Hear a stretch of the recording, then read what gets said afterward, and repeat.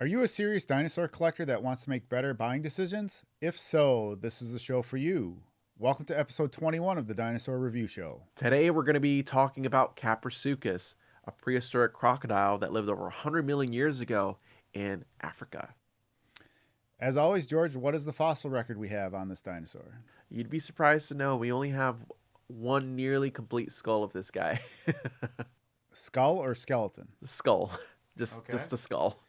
And so, how did they come up with the rest of the body? There were some inferences that they made based on the skull type and teeth. Let's get started, George. We have 3 figures to look at today. All right. I will start with the Schleich one. So this Kaprosuchus is known for its long canine teeth. And crocodiles are known for having big, strong teeth, but this guy had like saber-like proportioned teeth.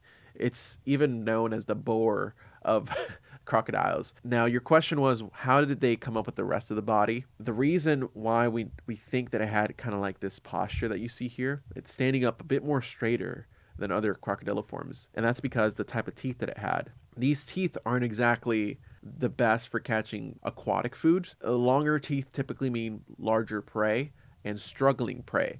So this crocodiliform, or prehistoric crocodile, whatever you want to call it, probably adapted to eating food on land. And that's why we as paleontologists inference that the rest of the body would follow a more terrestrial or like land living kind of body plan, even though we only have the skull. But the skull tells us a lot about an animal, including the way it eats its food. Now, the teeth are very accurate on this figure. I will say the top of the skull is a little too wide. It's more like an alligator and less like a crocodile, which alligators weren't really much of a thing yet until about the modern alligator. Didn't evolve till about 2 million years ago. It does have counter shading, and this scaling is very reminiscent of modern crocs and alligators. We don't have the rest of the body, so all of these scutes and armor are going to be referenced from what we know of crocodilians today and its relatives. So I would say they did a pretty decent job. The end of the tail isn't very aquatic, but I'm sure this is because they were taking that theory of it being a land-based crocodile rather than an aquatic one. The way I'm going to look at these figures is, do they follow the evidence that we've found of this creature? And I would say this one passes. What do you think of the movable jaw? I do like that feature. I've been playing around with it. It doesn't close all the way, which I kind of don't like, because one of my favorite things to see in dinosaurs and crocodiles is if they have interlocking teeth, I want to see how they kind of interlock. And this one doesn't close all the way. But yeah, I'd say this is a pretty good interpretation of a Kaprosuchus. I did forget to mention something. They do have these 2 kind of like horn-like protrusions behind the eyes. So that's another key feature about the Kaprosuchus. Let's take a look at the Safari LTD model, George. So this guy does not have a movable jaw. It is stuck in eternal scream posture. But I will say, it does have the slots where the other teeth would fit in, which I'm kind of sad that we can't test them out. It does have those 2 horn-like protrusions pointing backwards that we saw in the other figure, very consistent with Kaprosuchus. It also has that sort of erect posture. It's standing up, it's not sprawling like other water-based crocodiliforms. Tail is flatter on this one, so you can see that they kind of made this sort of a transitional crocodile, if you would say. Meaning that it's like adapting from a life from water to land, which is an okay assumption to make, or an educated scientific guess. What I do like about this one, though, is that the armor is more like the Sarcosuchus, which we covered in another video, which lived in the same region, just at slightly different times. So kind of seeing that relative having similar armor is kind of a more grounded scientific deduction. They played it safe by comparing it to another prehistoric crocodile at that time instead of just modern ones, which I appreciate. It's always good to have comparisons of other creatures living at that same time or in the same kind of family. The scales on this one were slightly different from the previous figures. They're a lot blockier and bigger, and there are more dark tones, especially around the mouth. It looks like it has eyeliner but on its mouth. The feet I didn't really cover in the previous one. So the Safari LTD one has more prominent claws than the Schleich one. These are kind of rounded out nubs, but these are more consistent with crocodiles in general. They're going to have sharp, long claws to help them tear apart their prey and also help them navigate their environment. So I'd say this one also has a more dynamic pose, which I like a lot better than just the standing pose. Okay, George, let's take a look at the final figure from Papo. All right, this one looks cool. Oh, and its mouth can close all the way. Oh, look at that smile. Doesn't that look like a wild boar? That's exactly why they called it the boar of crocodiles. They're also going for a dynamic pose here. It's like ready to attack with its tail lifted up. So that's something new. I've never seen a crocodile with its tail up like that. I love it. It has a backward facing horn-like structures at the back of the skull. It has this golden eye, which really makes it shine. Some alligators and crocodiles do have that kind of goldish pigmentation. It really makes their eyes reflect light a lot better. Inside of the mouth, it's just really well sculpted. You can even see the back of the throat. The tongue is consistent with what we see in crocodiles. Oh, look at that throat sac. Oh, it's so well sculpted. I didn't really see this in the other figures. It wasn't even worth pointing out. It even has a cloaca. I didn't see a cloaca on the other ones. Well, so the safari one does have a cloaca.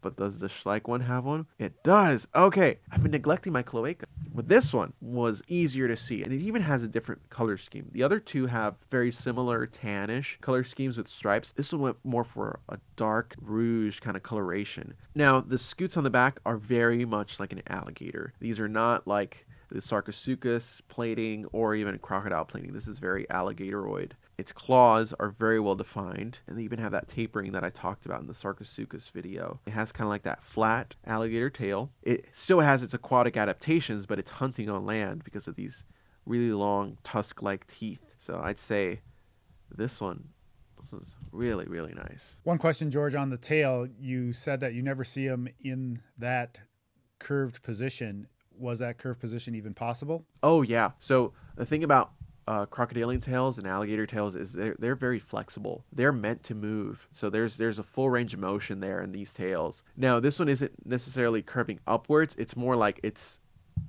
body is pointing its butt up, but it is in a horizontal kind of curve. So it's not so much like a vertical curve. That would be almost impossible for them to do, but it's a lifted tail curve down. So it's kind of like gravity's pulling it back down almost. Okay, George, mugshot time. Let's take a look at the head side by side. What's jumping out at you? The thing that's jumping out to me is how fat the Schleich head is. The other two are kind of tapered and collected, but it's like the Schleich one is a little bit more compressed, which, they could be right, or maybe they...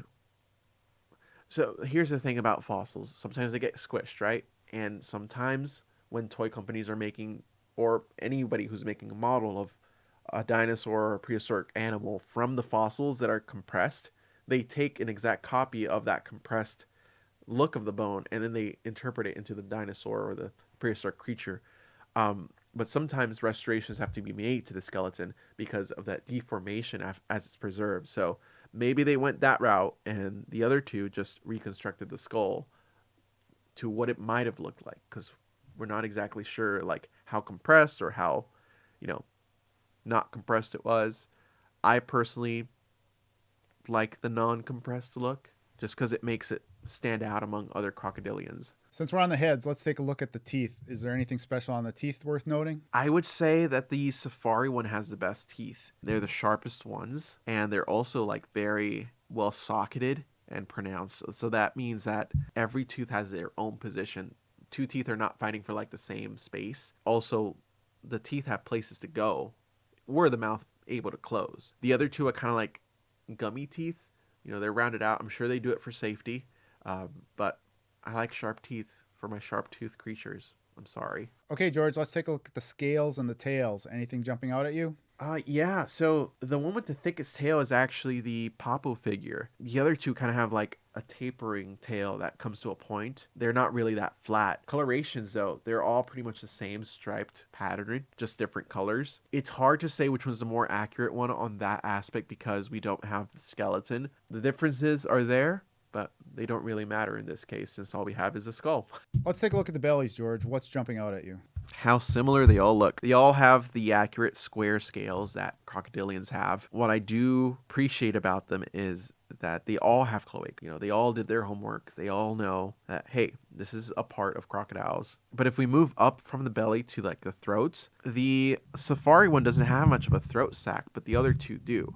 And, this is an adaptation that allows crocodiles to communicate their territory or their intentions. So having that be present in those figures really adds another layer. I like that addition to both the Papo and the Schleich one. Okay, George, decision time. Assuming money is no object, which figure is the most accurate and you're going to add to your collection? I would probably say Papo. The Papo Kaprosuchus is the best looking one out of all of these. And if we look at it from a money perspective, the Safari Limited is a third of the price of the Papo one, with the Schleich being almost directly in the middle. Are all of them acceptable models, or which one would you go with for your value model? I would say all of them are acceptable because of the reason that we only have a skull to go off of, and they've checked all the boxes for the skull. The only differences between them is how compressed they are, but honestly that's something that is excusable in my opinion because of how fossils form and deform. Okay, George has decided that the Papo is the most scientifically accurate model. If you enjoyed this episode, please give us a thumbs up and subscribe, and we look forward to seeing you on the next episode.